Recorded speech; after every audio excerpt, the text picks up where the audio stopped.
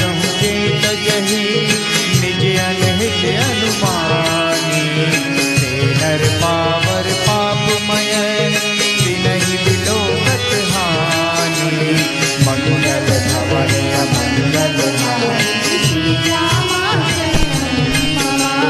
प्रभु सुदर्शन अजरित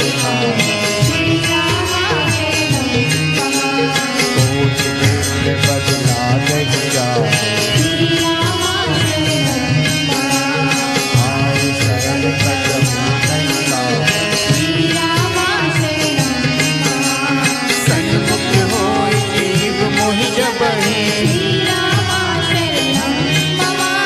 जन्म कोटि अज्ञान सहित बहि।